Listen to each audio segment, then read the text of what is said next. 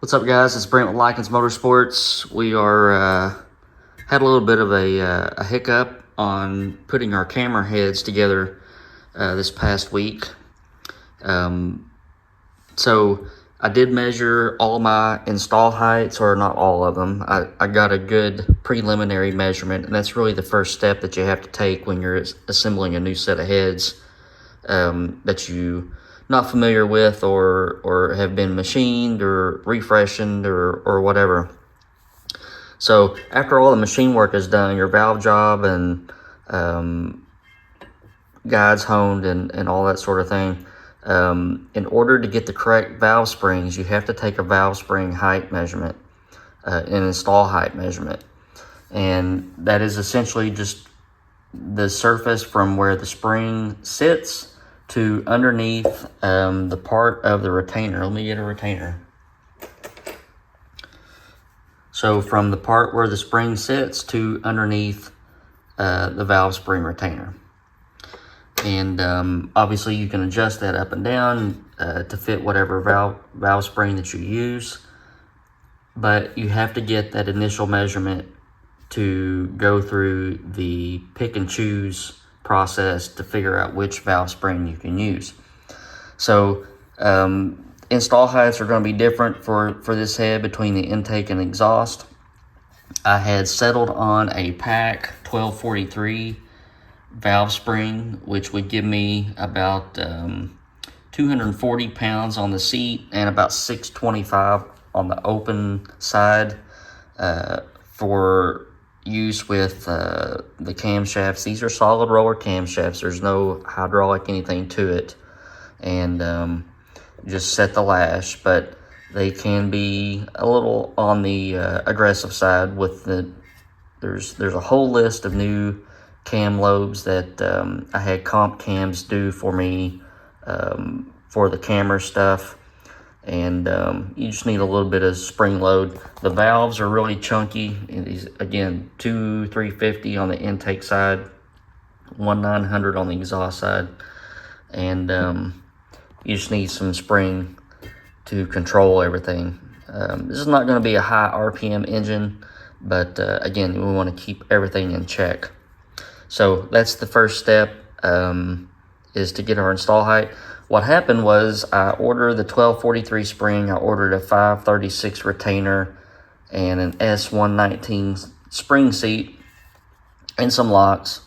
And, you know, Manley, I will say this, Manley valve springs, they're really good for giving good dimensional specs on all their parts. And they have a list of valve spring retainers. You can see if it's a standard height or a plus 100 height. And PAC does not have that information in their catalog. So the R536 retainer just happened to be a plus 100, which completely threw me cattywampus for a little while. So I had to find another retainer, had to send those back, and I'm waiting on UPS to show up here in a little bit and to give me the correct retainer and valve locks. I'm gonna have to use a -50 valve lock on the intake side, and to get all of our install heights at right around 1900. So if you're wondering what the different retainers look like, you can see this one has, hello, you can see the amount of dish in the top of that retainer as opposed to this one. So this would put the spring height much higher than this one would in relation to the valve locks. So I always keep a couple of retainers laying around so I can check with different install heights. So once those parts come in, we can take a look at those. I've already ran through and tested all the valve springs. I'll show you that here in a second, but I wanted to show you this. This is our camera intake, and I've already got the carburetors for it from Mr. Drew down in Georgia. This is a new Pond Motorsports camera intake, and even has the factory engineering number, casting number in it. It's a beautiful casting. Pond does really good work on all their casting. I mean, it's just beautiful. Fomoco logo here, got the cylinder numbers there, and the port dimensions are pretty close, within a couple of hairs of our cylinder head ports. But this is just a beautiful, beautiful intake manifold.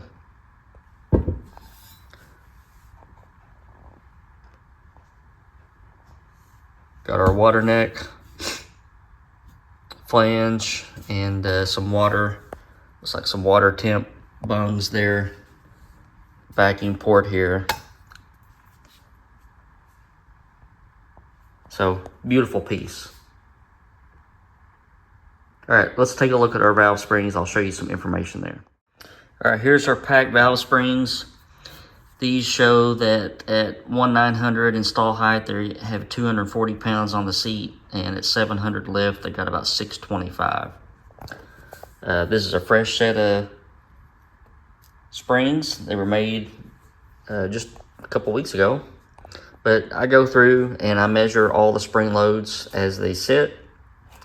And again, we were supposed to be at 240 and what was it, 625? And here's how most of them come out. So within 2 or 3 pounds. High quality springs, you get this kind of repeatability. Pack, PSI, Manley, and it's just good to go ahead and get the measurements knocked down and test it at seat and full valve lift, and also I bind all the springs up to check the coil bind clearance, and then make some adjustments based on, you know, the outliers there. So soon as UPS shows up here, we'll start mapping out all of our install heights and dialing those in. Put our spring locators on and shimming up the valves, springs to aim for that 1,900 mark.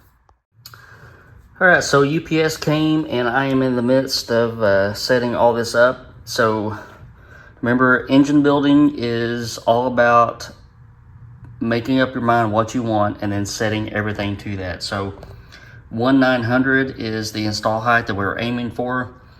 And I've been taking measurements, and you know, everything's falling in line there, plus or minus several thousandths.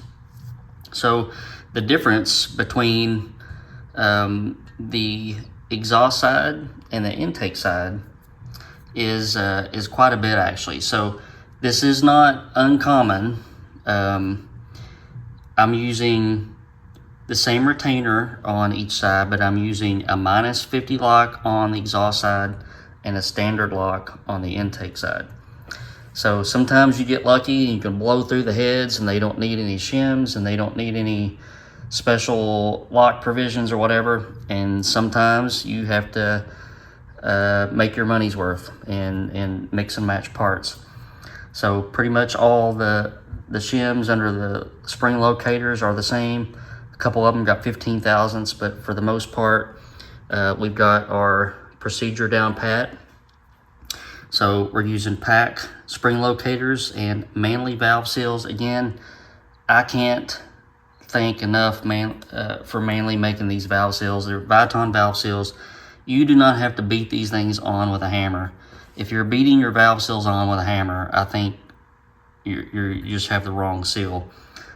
These do not fall on, but I use just an extension and a socket, and I do it before the valve is in there and just shove those on and they stick. And it's just their seals fit the best out of everything that I've found. I don't know who makes their seals for them, but kudos to those guys. So right now we're just assembling. I've got all my parts laid out, so when you assemble, keep all your parts in the same. Don't mix and match, because believe it or not, locks and retainers and everything will vary a hair, and your install height may change. It's not going to change by much. It may change several thousandths, but it will change. So if you are a stickler for keeping everything the same, then keep everything laid out the way that you want it installed. We're doing the intake side first. I'll get you a shot in here of how to do that. Let me tell you, this head is no different than the modular stuff that I've put together. It's a pain in the hind end, especially when you get over to here and you're putting in your spring mite and you're trying to twist it, line it up, and putting enough tension on it, and it'll try your patience and make your hair fall out. You can see what it's already done to mine. All right, so I've lubed up our valve stems, and I like to use, I lost it. It has completely disappeared. Here's the cap. Haha. I like using this. It's comp engine assembly lube. It does not harden up, and it doesn't fall off. So sometimes you can use oil and it just kind of runs off over time. These heads will probably sit for a little bit, so I don't want this drying up, and it will not harden like that Lubriplate stuff used to do a long time ago. So lube the valve stem up, slide her in, then there goes our valve spring and our retainer, and then I'll get my spring compressor ready. My weapon of choice is this LSM, and it's got a nice turn handle on it, and this is really nice for big springs. So this is really nice when I was put some Big Daddy pulling truck heads together where the springs are like 12 and 1300 pounds. You need that. So I put some grease on my locks on the inside, and we just feed them in with needle nose pliers.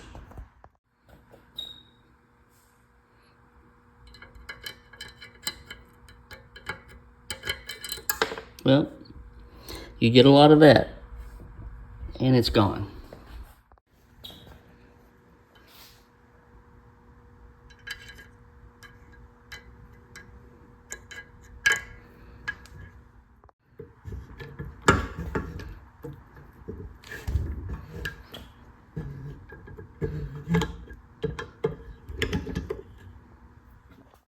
All right, part of the process is also measuring our retainer to seal clearance.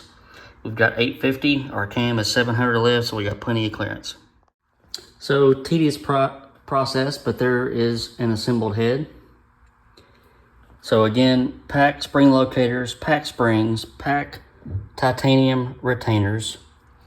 On the intake side, we have pack locks. On the exhaust side, we have Manley locks. And that's it. So we're sitting at about 235, 240 on the seat, about 620, 625 on the open side. Be plenty. On to the next one. All right, we're going to take a short break and get back to our regular scheduled program here in a second. This is a carb spacer from Polymer Racing Products. I saw this on Eric Weingartner's channel, and he had some good gains with it. So you can see how it's made. It's kind of got that golf ball action. This is for a dual plane intake. Got an O-ring seal, so you don't have to worry about a gasket on that side. I had a buddy of mine coming in to dyno some engines this morning, and I said, hey, he had to borrow some distributors from me, and I said, take this spacer with you and see what it does. So he took a 347 small block Ford down with some trick flow cylinder heads, a Victor Jr. intake, and just kind of smallish cam, like late high two teens on 50,000 duration. Pretty mild, but it made really good power. Let me see here. So here's what it made. with no carburetor spacers. So 467 horsepower at about 6,000 RPM, and it peaked the torque at 431. We tried a 1-inch super sucker. So we went from 467 to 469, not much of an upgrade. Torque went up from 431 to 442. That's a pretty nice bump there. Let's see, we'll look at some other values. So 4,600, we made 437. 4,600, 413. So Super Sucker did pretty good. But then he tried that 1-inch plastic spacer. Look what the peaks did. We went from 470 to 483, from 442 to 449, essentially 450 pound-feet of torque. Look at the difference here. Let's see, we'll look at that 4,600 RPM number, 445. 4,600, 436. So it's pulling it 10, 12 pound-feet of torque pretty much through the whole range that they were pulling this engine, and got us more peaks to boot. Let's see, air-fuel ratios, 13.3, 13.3, 13.4. So kind of kept the air-fuel ratios about the same. And yeah, so check those guys out. So again, it's Polymer Racing Products. They make all kinds. Again, this one wasn't even the right one for his engine. This is for a dual plane. You can see these single plane spacers look more like a Super Sucker inside. They're tapered and kind of made a little bit differently. I guess these are a little bit tapered too, but the single plane intake spacers are made completely different. These are about 160 bucks. Well worth it. I'm gonna try one on my 4.6 liter mule, and I've got two that I was gonna try on Mr. Mark's small block forward tunnel port motor, but did not get to, but I will the next time. All right, I like using gun barrel cleaning patches, and I squirt some carb cleaner or whatever on them and put them there on the valve guide, and just use a long screwdriver, just push them through. Sometimes you got to do it a couple times, but do it till it's clean. All right, and there's our second head completed. Again, all the install heights come in at around 1,900. I set this guy up just a hair shorter on purpose because the spring coil bound a little lower than the others. So trying to keep within 70 or 80 thousandths coil bound clearance. And we're about done. So on the last video, I showed you guys the issue with the spark plug. The 3/4 inch reach doesn't stick out far enough. The 1-inch reach sticks out too far. So the thread pitch on those plugs is 50 thousandths of an inch, and I can back 4 turns out on the 1-inch reach plug and pretty much get exactly where we need to be. So I want to have a bunch of 200 thousandths thick copper washers that will sit down in there for that spark plug to sit against, and that should put us in the money. So I may have a bunch of them made for in case anybody else needs some. If you guys have not subscribed, you want to do that. The rest of this engine build will be really, really cool. You don't want to miss out on it. I give this reminder every week. You need to subscribe so that you don't put comments on videos that are 2 years old asking where the results are. That does nobody any good. Waiting on powder coater to finish up timing cover, valve covers, intake manifold for our 4.6 liter motor. Got an ATI, a new harmonic balancer. I couldn't make myself put all the old ratty, rusty factory junk back on. ARP bolt. And this thing will be ready to dyno again. But that's it. Hope you guys are having a good week. Me and the cameras saying goodnight.